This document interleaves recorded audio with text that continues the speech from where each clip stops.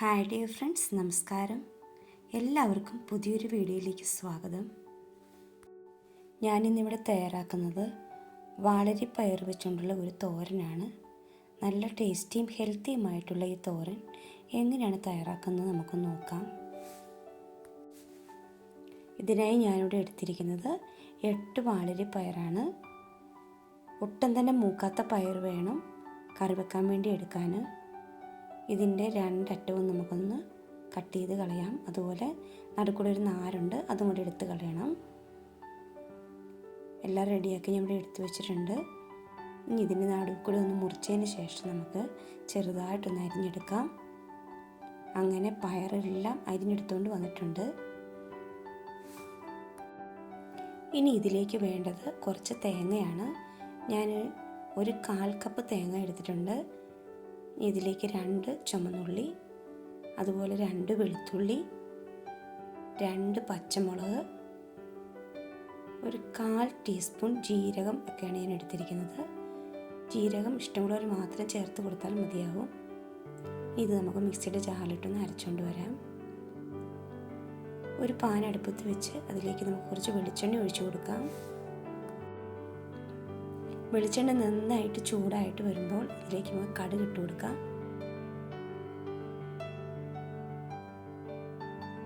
കടുകൊക്കെ ഒന്ന് പൊട്ടി വരുമ്പോൾ കുറച്ച് കറിവേപ്പില ചേർത്ത് കൊടുക്കാം. ഇനി ഇതിലേക്ക് നമ്മൾ നേരത്തെ അരച്ചു വെച്ചിരുന്ന അരപ്പിട്ട് കൊടുക്കാം. അതിൻ്റെ പച്ചമണം പോകുന്നവരെ ഒന്ന് വഴറ്റി കൊടുക്കാം. അരപ്പൊക്കെ ഏകദേശം ഒന്ന് മൂത്ത് വരുമ്പോൾ ഇതിലേക്ക് ഒരു 1/4 ടീസ്പൂൺ മഞ്ഞൾപ്പൊടി ചേർത്ത് കൊടുക്കാം. ഈ മഞ്ഞൾപ്പൊടി നമുക്കൊന്ന് പച്ചമണം മാറുന്ന വരെ ഒന്ന് വഴറ്റിയെടുക്കണം. അങ്ങനെ അരപ്പെല്ലാം നന്നായി മൂത്ത് വന്നിട്ടുണ്ട്. ഇനി ഇതിലേക്ക് നമ്മൾ നേരത്തെ അരിഞ്ഞു വെച്ചിരുന്ന പയർ ചേർത്ത് കൊടുക്കാം. ഈ പയറിന് നല്ല വേവുണ്ട്, അതുകൊണ്ട് കുറച്ച് വെള്ളം നമ്മൾ ചേർത്ത് കൊടുക്കണം. അതുപോലെ ആവശ്യമുള്ള ഉപ്പും കൂടി ചേർത്ത് കൊടുക്കാം. സാധാരണ നമ്മൾ ബീൻസൊക്കെ കറി വെക്കുമ്പോൾ അധികം വെള്ളം ചേർക്കാറില്ല. ഇതിനതുപോലല്ല, നല്ല വേവുള്ളതുകൊണ്ട് ഇതിലേക്ക് നമുക്കൊരു 1/2 ഗ്ലാസ്സോളം വെള്ളം ചേർത്ത് കൊടുക്കണം. ഞാനിതിലേക്ക് 1/2 ഗ്ലാസ് വെള്ളം ചേർത്ത് കൊടുക്കുന്നുണ്ട്. ഇനി ഒന്ന് ഇളക്കി കൊടുത്തതിന് ശേഷം നമുക്കതൊന്ന് അടച്ചു വെച്ച് വേവിച്ചെടുക്കാം. അങ്ങനെ പയറെല്ലാം വെന്ത് വന്നിട്ടുണ്ട്.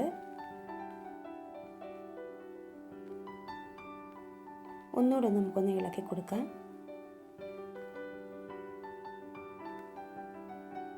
എല്ലാം ഒന്ന് ഇളക്കി കൊടുത്തതിന് ശേഷം ഇതുപോലെ നമുക്കൊന്ന് ഒതുക്കി വെച്ചിട്ട് ഒന്നുകൂടി ഒന്ന് അടച്ചു വെച്ച് വേവിച്ചെടുക്കാം.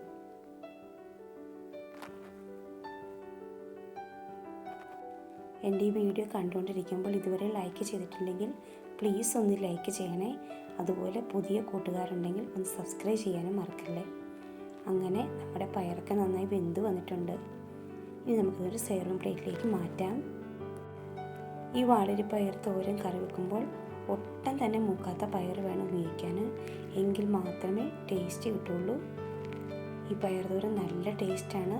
അപ്പോൾ എല്ലാവരും ഇതുപോലെ ഒന്ന് ട്രൈ ചെയ്ത് നോക്കണം. നിങ്ങൾക്ക് എൻ്റെ വീഡിയോ ഇഷ്ടമാവുകയാണെങ്കിൽ ലൈക്ക് ചെയ്യണം, ഷെയർ ചെയ്യണം, സബ്സ്ക്രൈബ് ചെയ്യണം. സബ്സ്ക്രൈബ് ചെയ്യുമ്പോൾ കൂടെ തന്നെയുള്ള ഓൾ എന്ന ബെൽ ബട്ടൺ പ്രസ് ചെയ്യാൻ മറക്കരുത്. അപ്പോൾ ഇതുപോലെയുള്ള പുതിയ പുതിയ വീഡിയോസുമായി വീണ്ടും കാണാം.